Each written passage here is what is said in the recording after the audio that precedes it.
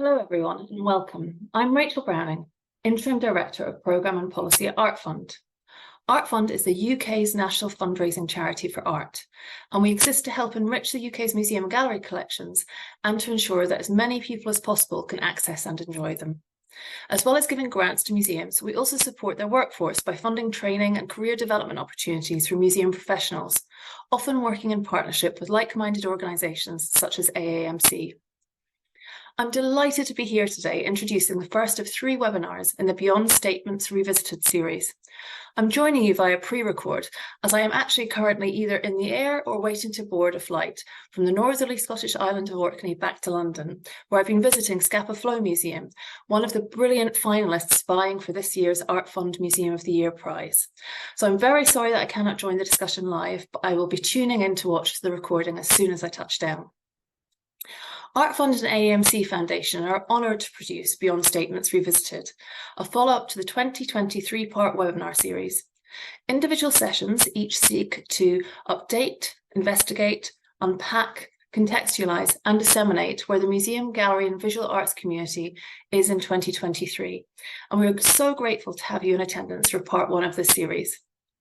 The programme is presented by Art Fund and AAMC Foundation and was developed in continuity with the speakers from all 3 of the sessions in the 2023 series. We're hugely grateful for their input in helping shape these conversations. AAMC is based in the United States, and accordingly, they've asked that I read their land acknowledgement and their code of conduct, both of which will also be copied into the chat feature. AAMC offices are in New York, a location situated upon the unceded seized territory of the Lenape and Kernassi peoples and benefited from the economies of slavery and the labours of African-descended captives.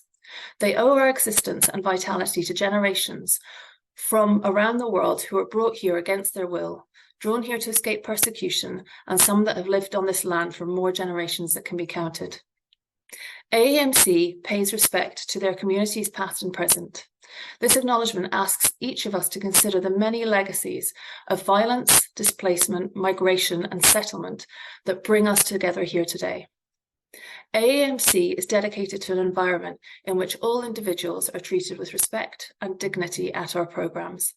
Each individual has the right to be in a professional atmosphere that prohibits discriminatory practices, including harassment. Their full code of conduct policy for this webinar and all AAMC programmes, as well as the outlets to make a direct or anonymous report of a violation, have been posted in the chat feature. And now to introduce today's session. We start where we began in 2020. The first session will advance a conversation on structural racism by joining voices in the US and UK to explore how museums and art organisations have advanced, or not, their efforts towards tangible actions to address racial diversity, equity and inclusive environments. I would like to thank the speakers for their time, insight and expertise.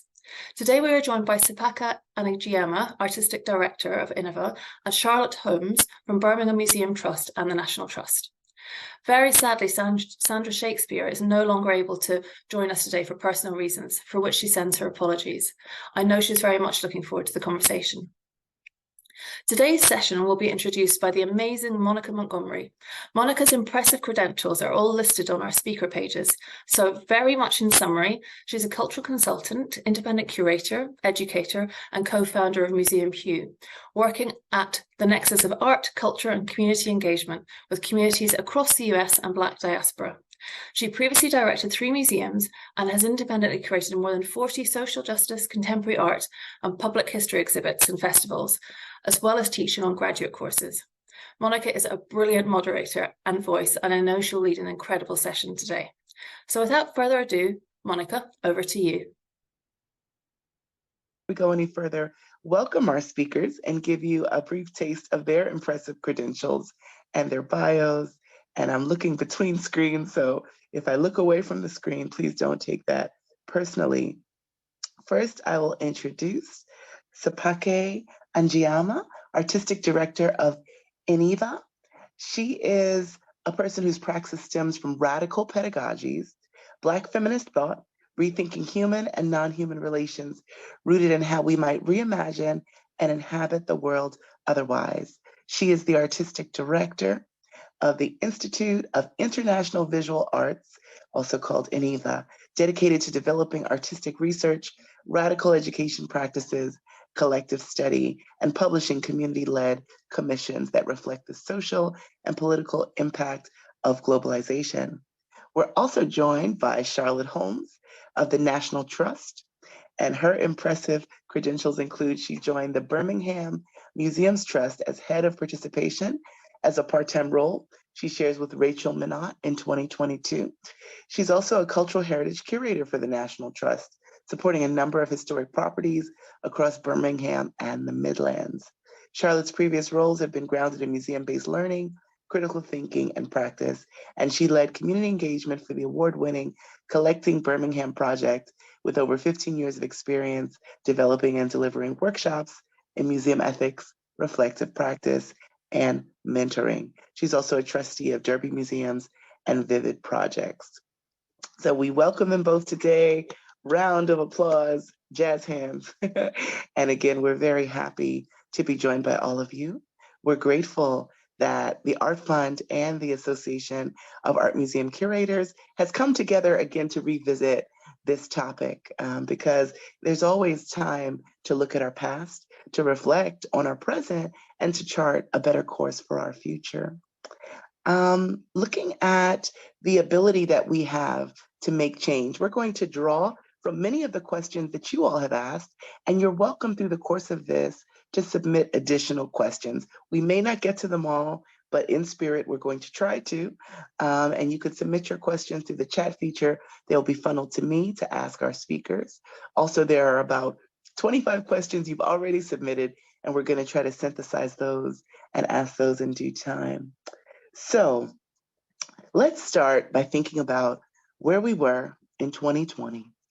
What has changed, if anything, in the last 3 years, and what we need to be doing to continue a praxis of change in our institutions as stewards, as workers, as leaders, as consultants, as students, whatever our positionality is, what can and should be happening so that we can make the sector better for future generations.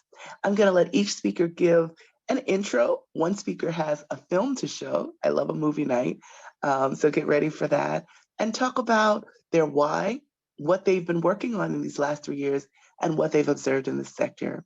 And I'm going to start with Charlotte. Charlotte, please tell us your observations over the last 3 years and the work you've been doing. Thank you, Monica. I always find it really rather awkward to hear my biography read back to me, but thank you for the lovely introduction. So as you mentioned, I have 2 roles. When I was here back in 2020, when we spoke, that wasn't the case. So that's been quite a large shift for me. When I was thinking about what I would share today, I think we met maybe, was it about a month ago, 6 weeks ago, and I remember just reflecting on how very tired I still was and how little things had changed. But as I was making a few notes before I spoke or preparing for today's session, I don't know if it's because the sun is shining here in Birmingham, but or the fact that I think I really, and maybe we all need to find some strength and some joy. I wanted to reflect on some of the things that have changed for me over the last 3 years. There hasn't been a huge shift. There haven't been the seismic shifts that we perhaps hoped for and needed 2 years ago. And there's been a lot of work. But now I'm here in Birmingham. I work part-time for the museum trust here. And last year, we opened the main museum and art gallery temporarily. And in the center of that museum, that large Victorian institution, we had, I can take no credit for it, I hadn't joined the institution at that time. And one of the reasons perhaps that motivated me to apply for the role that I have now was they opened temporarily to celebrate the Commonwealth Games, which are not isn't an unproblematic institution or event, but it's an international sporting festival. It came to Birmingham. So many eyes were on our city, and it was a moment of real civic pride. And in that moment of civic pride, the museum opened, and the round room in the museum, which traditionally it had a lot of fine art, often Victorian portraits and Victorian works in oil, had been changed, and that had been curated by a group of young women from the city, a group of young Black women from the city, and it presented our city in a completely different light. And for the first time, and we've seen it in our evaluation, for many people, they saw themselves reflected in our city, in our large Victorian museum, when that first impression. That wasn't the case for all visitors, and that's something maybe we can explore later. We also had an exhibition called Black Clash, which featured the history of the anti-racist movement, particularly in our city, but not exclusively. And that was shared, that belongs to an archive of an archivist in our city. Well, an archivist, an activist, Muqtada, as it was a privilege to be able to have his, or share his story within the city, within the museum. But again, to see that centrally, right in the heart of our civic museum, was really a moment of great kind of pride and joy.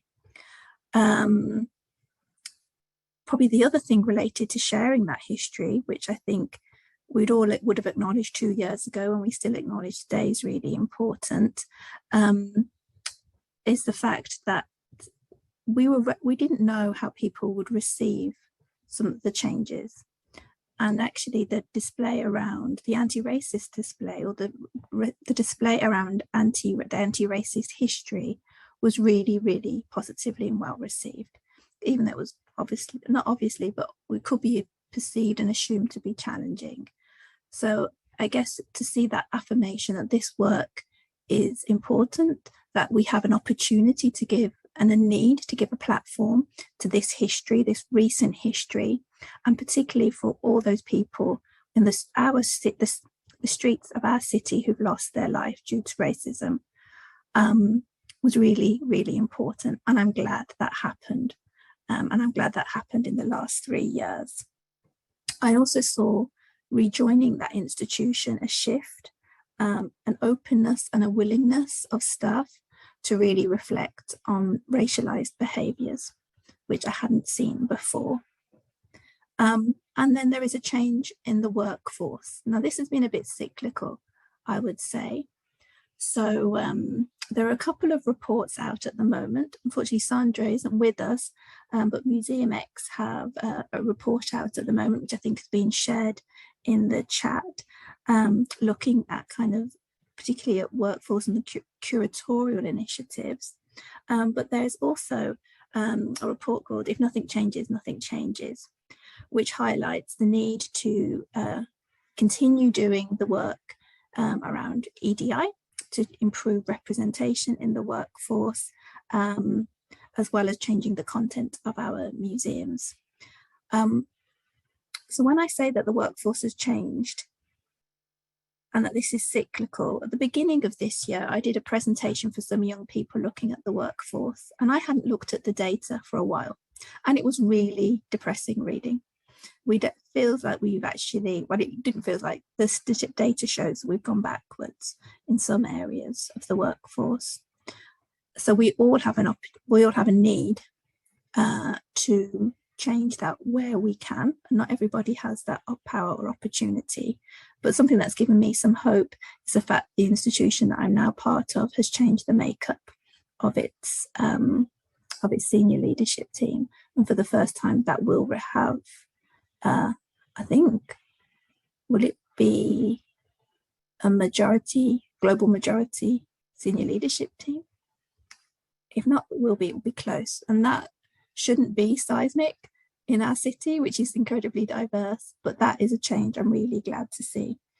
So there's some of the positive changes, that we've given a platform to sharing anti-racist history, which is so necessary and so fundamental to the history of our city, that we may have taken a large step back as a sector in terms of workforce diversity, but we can make the changes as institutions, and let's keep doing that to improve the diversity and representation of our workforce.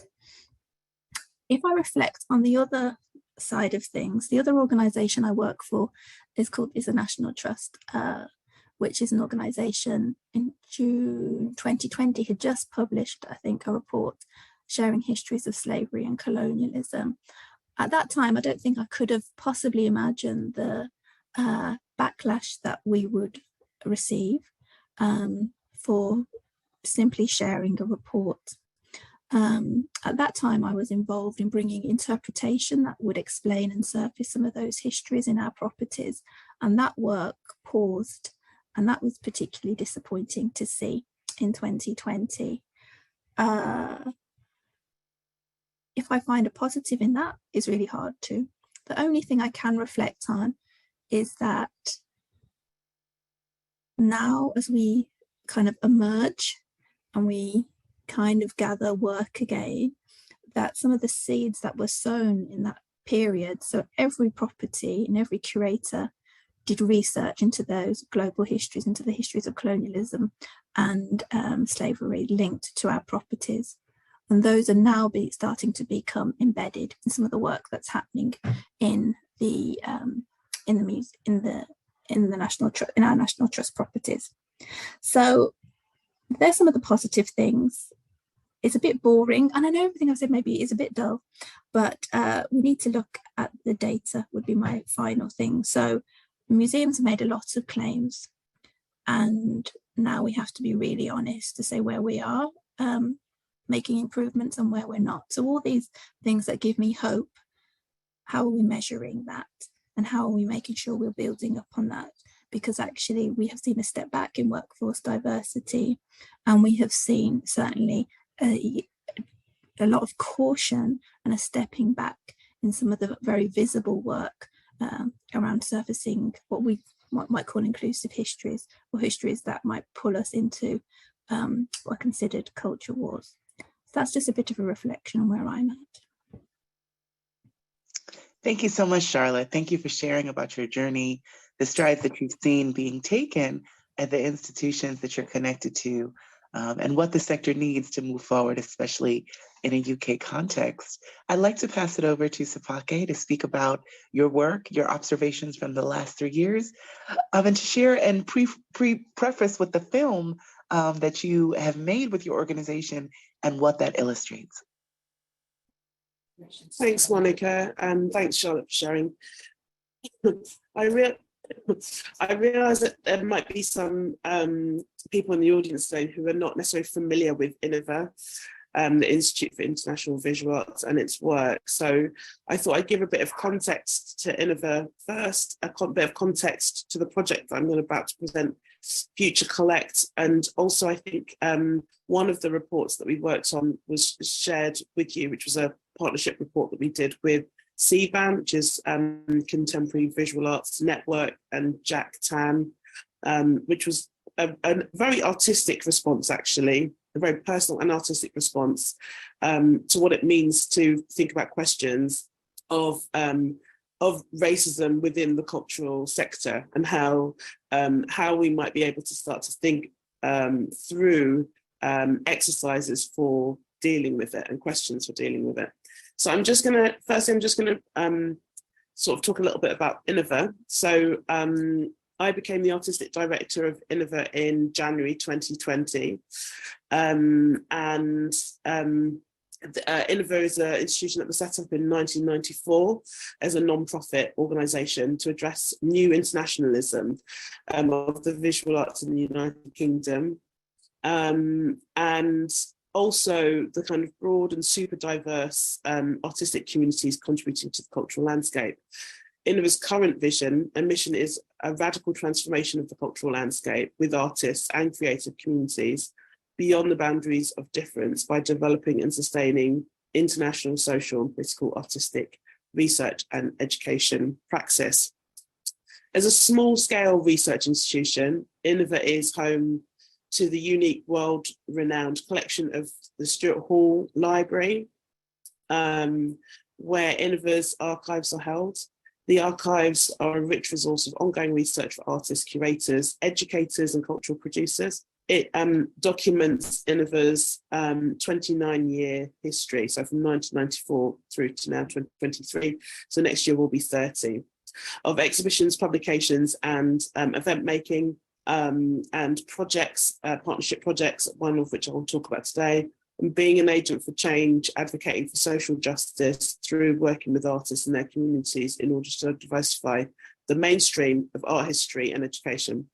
In September 2018, we moved to from our previous home at Rivington Place, designed by David Adjay in East London, to a new home where I am today at 16 John Islip Street, on the site of Chelsea College of Art, University of the Arts London. Following the refurbishment of the Stuart Hall Library, the archives reopened to the public in May 2019, and then sadly shut again in March 2020. And as we kind of began now really in earnest to be able to sort of think about how we address our publics and our audiences again. So while in the sort of first year 2020, when we had just embarked on Future Collect as a project, and a Future Collect for us was an opportunity to think about our national collections, and it really was on the back of the work that Sonia Boyce and Dr. Angela Clayton had done around the commissioned artists or artists within national collections of African and Asian descent, and thinking about how those, whether those collections currently are representative of our contemporary society. There was an incredible audit that was done with many national collections across the country, and what that work did, what that research did, was to kind of show, kind of mirror to the museums to say, this is your collection, this is the number of items that you say you have in your collection, and these are the number of items which are of artists of African or Asian descent. And I think for Iniva, it was almost like a call to action to think about what kind of model of practice could be developed to commission artists, but not only think about the artists themselves, but also the infrastructure that supports the artists within the institution. And much more broadly, how do you kind of create a network that supports and sustains a cultural community which centres African and Asian artists. So this is a project that was supported by Art Fund and Arts Council England and Esme Fairbairn Foundation. And the film is about 10 minutes, but I thought it was really important to show because I wanted to make sure that the voices of the people who have been involved in this project over the last 3 years could also reflect their experience.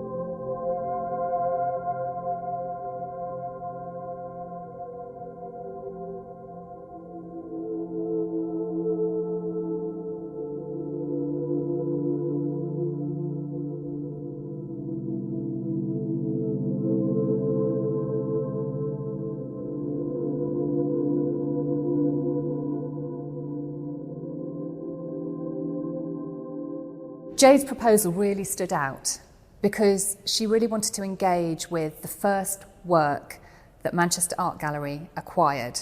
And this was a painting by James Northcote of Ira Aldridge as Othello, the Moor of Venice.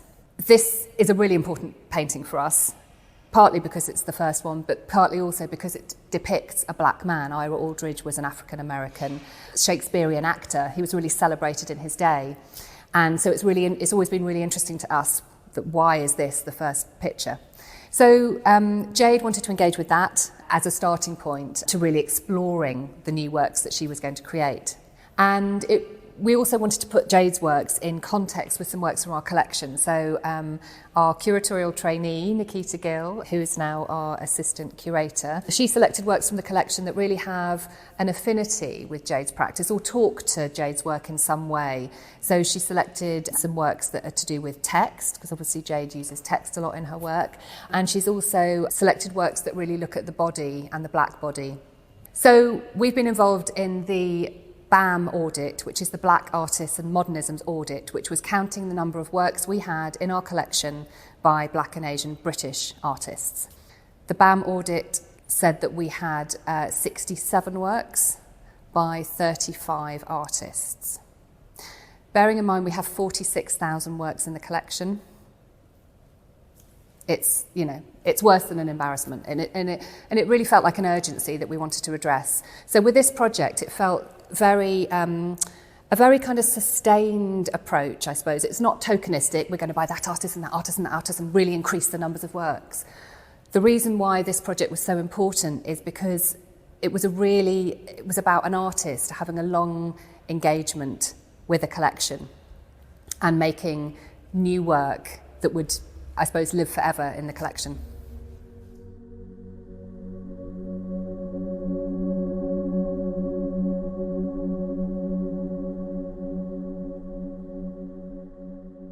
I think a lot of the impetus for Future Collect came about after the Black Artists and Modernism audit, led by Sonia Boyce and Dr. Anjali Dalal Clayton. And it was sort of part of the remit from the beginning to look into the collection and see how well represented artists of the global majority were, how it was representing the local community and whether it was sort of serving the local community by adequately representing a diverse body of artists. When I brought up this idea of doing an exhibition of Prafula Mohanty's work at Hepworth, I think the initial reaction was interesting. When I talked about these works, everybody was like, oh, we've never seen these works. We didn't know they existed in the collection. But of course, I was like, that's the problem here. And I think there was quite a lot of kind of pushing and pulling which had to happen before we got to a point where it was like, oh, actually, maybe you could do this exhibition. I think there was a lot of reluctance to commit to the idea of doing an exhibition at first. So yeah, I think it was a bit of a process of gaining trust, but I'm really glad that I kept pushing.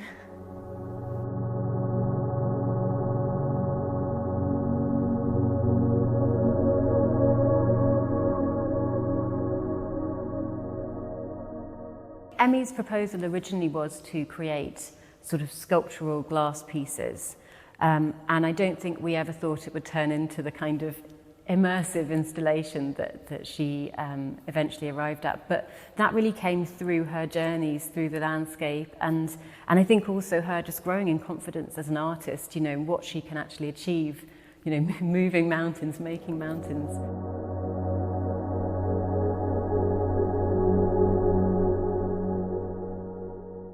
So much of the themes you engage with in your practice are about how museums collect, and I feel like your work is really good at kind of critiquing it and thinking about it in a kind of anti-colonial way. And how do you feel that Future Collect does anything to kind of make the institution reflect on this?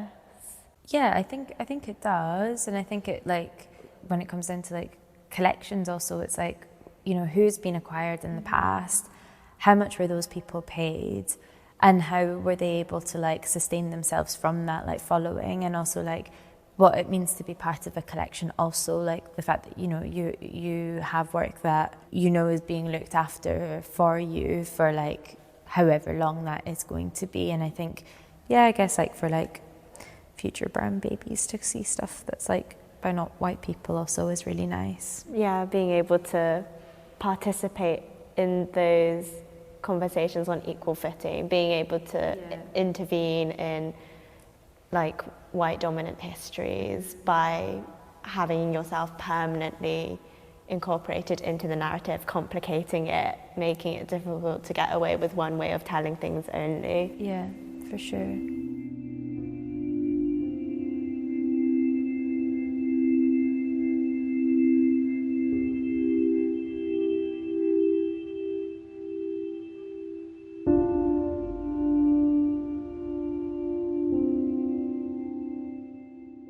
The Towner collection is 100 years old. It was there were 20 paintings that were originally given as a gift in 1923 to the people of Eastbourne. So the gallery was formed around that principle, about it being for the people. And over the years, the collection has expanded primarily around the theme of landscape, but not restricted to landscape. But that has been a constant thread that has run through the collection. It's a collection very much of its time, and we want to make it of our time as well. And I think that's really important, to keep a collection alive and to keep the momentum going with it, and to reflect the period in which we live. And times have changed, obviously, from 100 years ago. From 50 years ago, when you know the sort of white male curators were collecting for this place, and I think, you know, that's made us reflect on what we should and what we can be doing with it. What's our ambitions for the collection?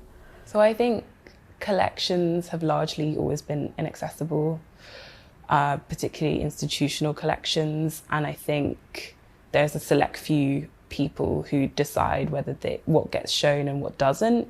And I think to a larger extent that is still true, that is still the case. I do think things are changing though.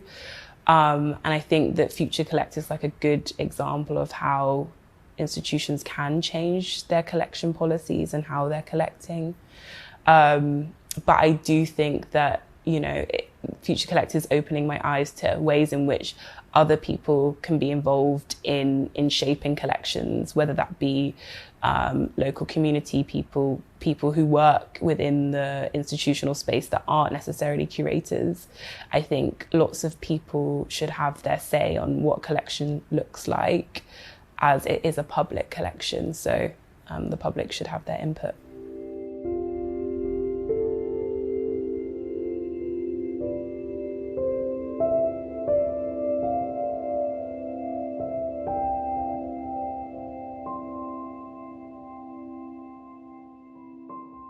So my work has a number of kind of iterations. So it starts as a piece of writing, and then that writing gets transposed onto a surface, and then something happens to that surface. So I might be putting the paper in water, and then there's a residual kind of component that's left, and that's the work, but it's all the work. So each stage of it is also the work. So I really love this idea that the work has had these kind of identities, I suppose, or moments of a particular state, and then what's collected is what remains. So in terms of the collecting principles around Future Collect and the kind of uncertain nature of what I'm going to make and how that might kind of, what state it's going to be in by the time the show ends, I think is really interesting.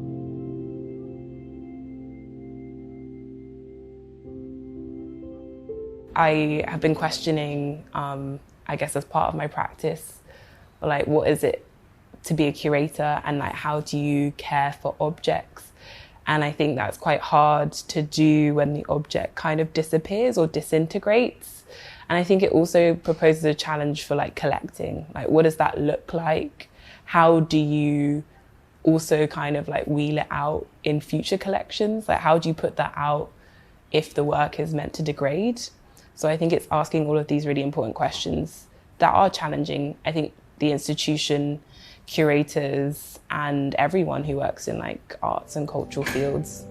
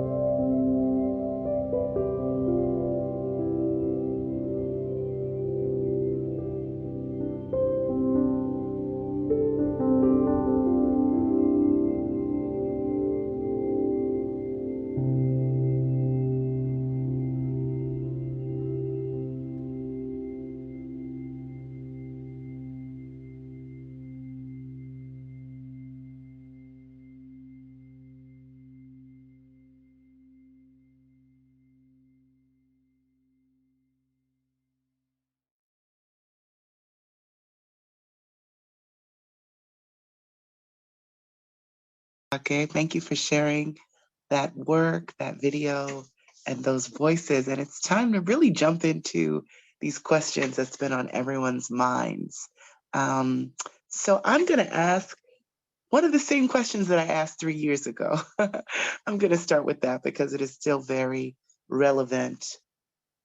So thinking of all that we have endured as a global society, of the intensity of the myriad of issues from the COVID-19 pandemic, the toppling of contested monuments, the extrajudicial violence and vigilante violence and police brutality against Black and Brown bodies, the labor protests, the January 6th insurrection, all that's been happening on both sides of our worlds.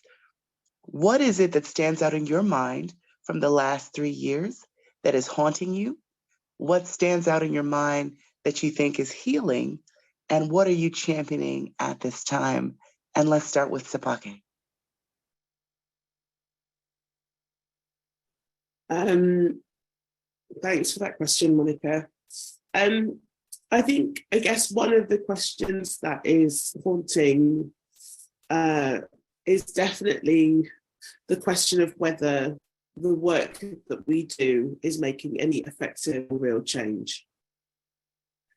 That's a haunting thought for me, because I think I was surprised to see how, the continued work and labour that had been put into transforming the cultural landscape in previous years hadn't seemed to have shifted the institutions enough, so that by the time 2020 came around, that it was impossible, it seemed, for a cultural institution to be able to make a statement that the Black and Brown communities could also stand by those institutions and say, yes, I can see that the work that you're doing, I see you, and I know that you also see us too. It feels as if 2020 was a catalyst.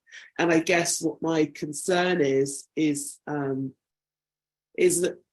the tendency for a kind of reaction and not a response that can be sustained, a sustained response. So, we're talking about systemic issues, how do we make sure that we create a sustained response?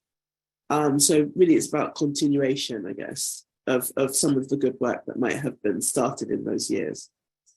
I think in terms of what is healing, I think it's important to maybe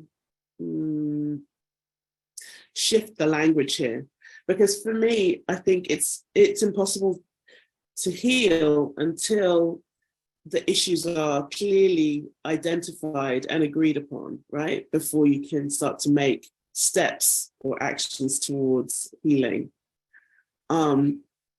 It's like trying to put a Band-Aid on a gaping wound. And of course, there's still bleeding going on because you haven't addressed what the issue really was, right? So I think, you know, I suppose that also sounds like what's haunting, but it's just, I think, for me, what I've recognized is that there are smaller spaces which are being convened among artists and communities in order to kind of find other ways of being. And you definitely do also see a kind of a visible shift in what's happening in terms of exhibitions. But I think the deep work of healing is something else. I think that's still maybe to be addressed, but maybe in small ways, in smaller circles, people are kind of being able to find spaces to be able to confide in each other and to find support from each other, but not necessarily, not necessarily within. Still, I would say within institutions, I still think it's an issue. What was your last question? You said haunting, healing, and there was one last bit.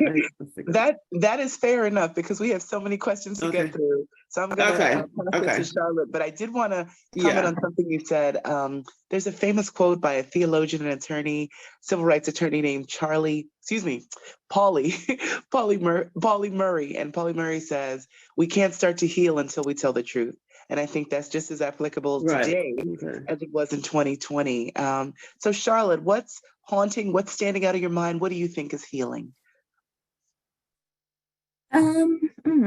So what's haunting me, I think,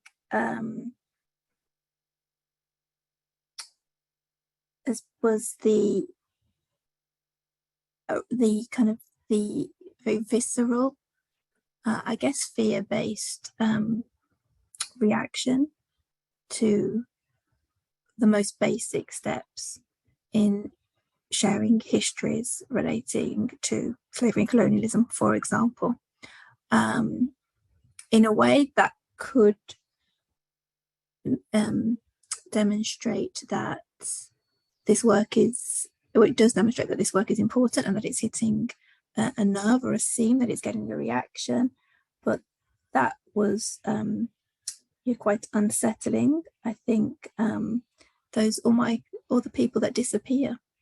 So if we talk about workforce representation, we can look at the stats. I'm keen on making us more accountable in terms of data, but there are so many people that one day were working for my institution and the next day aren't, and I don't know where they went. And it sounds rather sinister to say it, but it's like, wow, they either had enough or they were forced out, and I don't know their histories, I don't know their stories, and I don't know what happened. And then just I think literally what probably thing that still haunts me from that period was because we were looking so much at the material culture. Actually, some of those objects still haunt me and their violence, and actually having to spend a lot of time with those. Again, I think actually I don't know where we find the healing. I think that's a very fair and true point. I can only reflect on what has been, I guess, sources of healing or comfort for me has been the networks that I'm part of, seeing so many more networks flourish. That has been a joy. And actually, it was probably during those 3 years, and particularly the years of lockdown, I've never worked with so many people of colour because we were doing it online. And so actually that was a positive in a very difficult situation. The networks, and then maybe actually just giving ourselves permission, not that we need the permission, but to connect with the anger, the deep anger that I certainly experienced and felt. And then I think that the challenges, I suppose there's a challenge that we've got even less money. So there's less resource. That's a challenge for us. We have to think of new ways of operating But of course, that's a challenge for everybody in our communities as well. Like, we're really struggling. People are struggling to make ends meet. Yeah, and so that's another challenge that we face. And perhaps also we're operating in this very strange climate. Well, for example, in the United Kingdom, we have a government that is probably one of the most ethnically diverse that we've seen for some time. But they don't have policies that in any way support equity and equality. So that's another challenge for us when we think around representation. We've also got to make sure that we do the work. So that would be me. Thank you for that.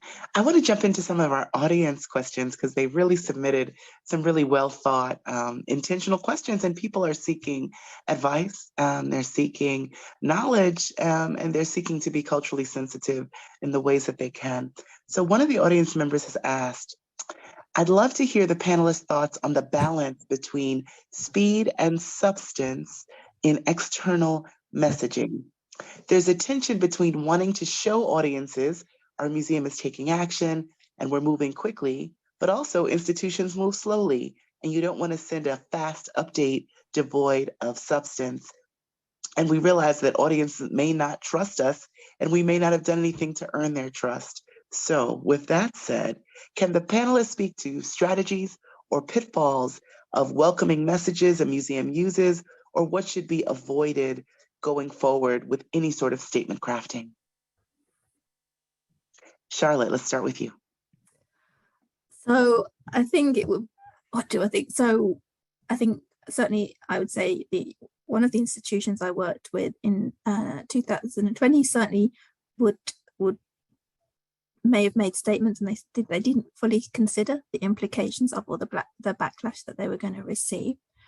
So my instinct would be do the work and then tell people about it when our spaces are safe and welcoming and those kind of things. The reality is, even if those statements were not well considered or thought through, even though it's probably an absolute mess, it's brought energy and it's brought an expectation, and maybe that's going to bring change. But at what cost? So I would always be very cautious of making statements that you can't back up. I'm a quiet person, so I'm a great believer of do the work, and actually, hopefully then our audiences can be our greatest advocate because it's real. It's actually people have a safe and a positive experience and an affirming experience when they come to visit our institutions. And it's not just, words without actions. Sepake. Yeah, I definitely agree with you, Charlotte, that I think this is also slow work.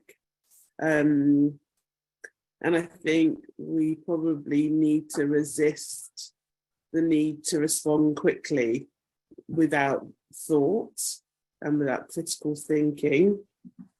And I think that's often where we get ourselves into trouble, isn't it? Where if you haven't thought through something that you're communicating properly, but also to make sure that whatever is being statemented is something that is felt.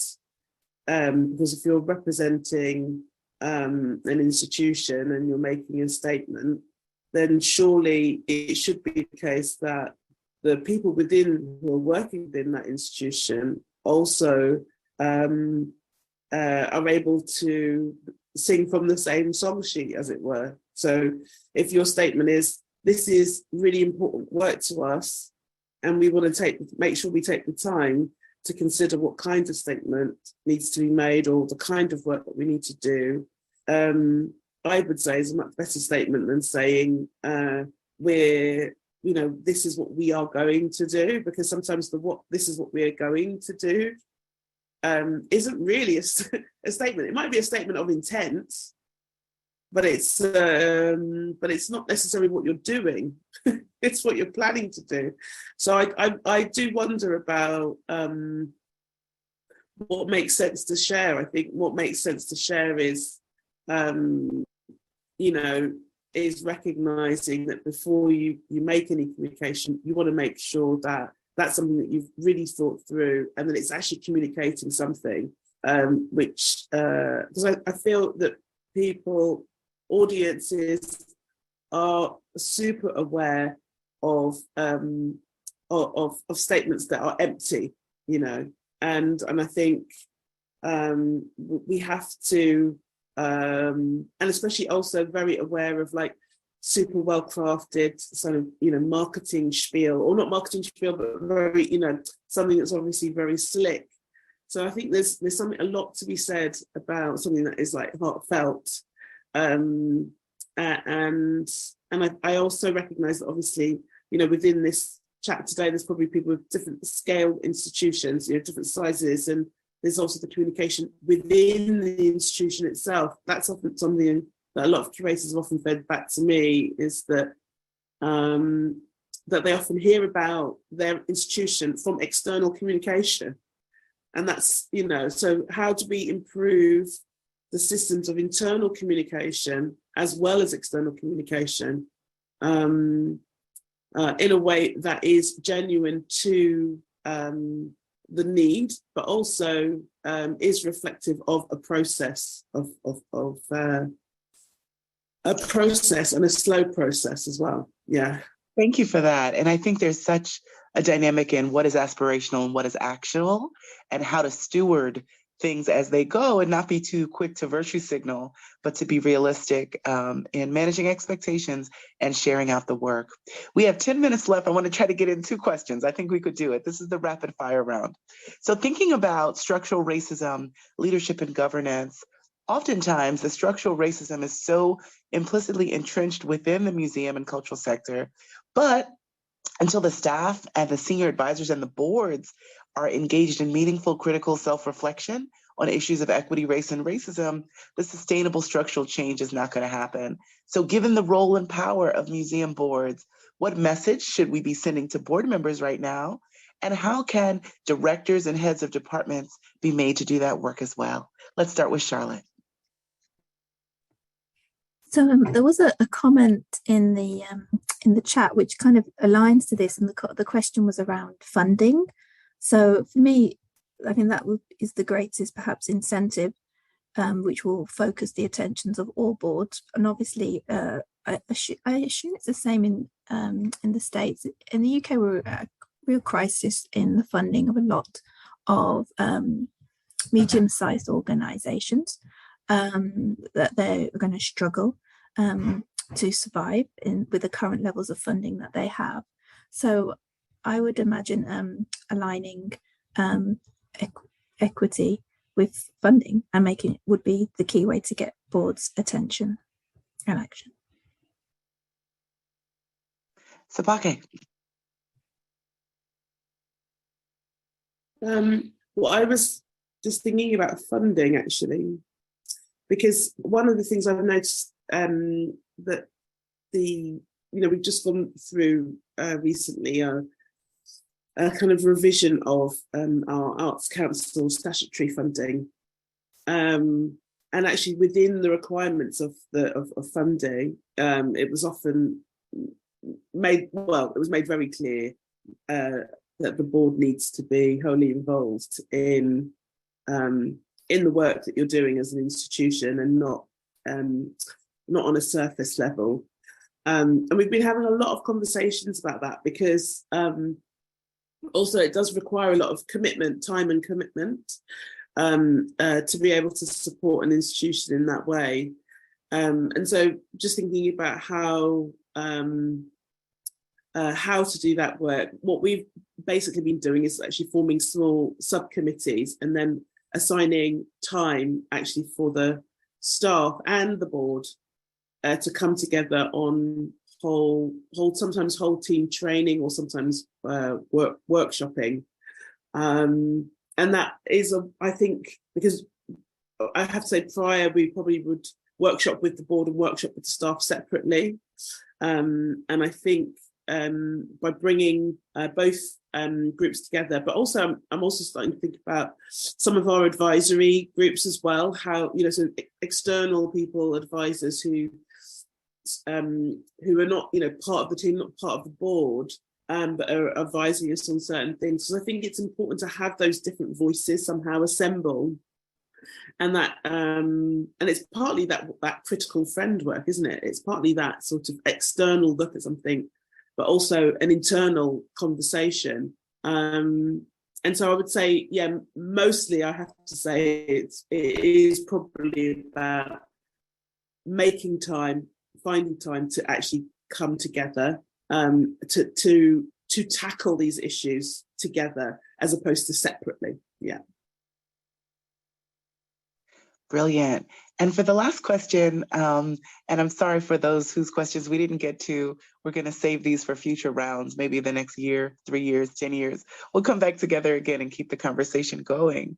But thinking about specific tactics, how do we as practitioners, as workers, as leaders, make positive, firm actions which embed inclusive approaches, but stray away from the broad generalisms, right? If there's a specific issue that needs tackling, what direct action can we take to tackle it?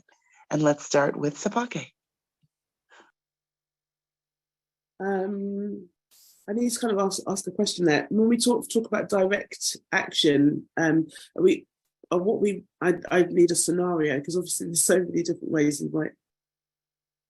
I'm fresh out of scenarios. Give me one from your background and your organization. Are there things that you all are directly tackling in the work at Iniva, or something you can reference there? I mean, I think, I would say this is probably more from an artist's perspective, but one of the things that we have been challenged on over the last 3 years is our process of contracting. We've gone from, I think, a process of, doing it as a formality, like, this is the contract, this is what you're contracted to do, this is how much you're going to be paid, and, just sign here kind of procedure, to actually taking the time to go through the contract and to make sure that the understanding for the artist is clear, what their responsibilities are and what the institution's responsibilities are. And we've also been thinking much more about care riders. I don't know if that's something that's popular or known already in the US, but that's basically, I think it really comes out of also just sort of thinking about accessibility needs, but not only accessibility needs. So those needs might also relate to how comfortable do you feel to be in an all-white institution, for example. That's something that, like, we have to think about accessibility and need as sometimes things that that might not necessarily be questioned, but that's something that we dealt with in this project. Is sometimes we were bringing a curatorial trainee into an institution where they were the only person of colour, and I think, on reflection, that's something if we were to take our time again, I probably would say, you've been offered this placement, this is what this institution looks like. You are, is that something that is that something that you feel comfortable? Is that a place that you feel comfortable working in? Right. And that's a real situation, That's really, so we're at time. I'm so sorry. I'm sorry about that. We are at our time. But I want to thank you, Sepake. I want to thank you, Charlotte. I want to thank the AAMC, the Art Fund, and all of our attendees today for listening, for learning, exchanging. So much more to discuss. Let's keep the conversation going. And I'm going to turn it over to Judith Pinero, Executive Director of the Association of Art Museum Curators. Thank you, Monica. And I want to thank our speakers, Monica, Sepake, and Charlotte, for this outstanding conversation today. And we are so sorry that Sandra wasn't able to make it today, and our thoughts are with her. I also want to express my gratitude to our partners at the Art Fund, our team at AAMC, for managing today's session, and actually for all of you, our audience, for making the space and time to be with us today. As a reminder, this is part 1 in the series, and part 2 is next week on Wednesday, June 21st, 11 a.m.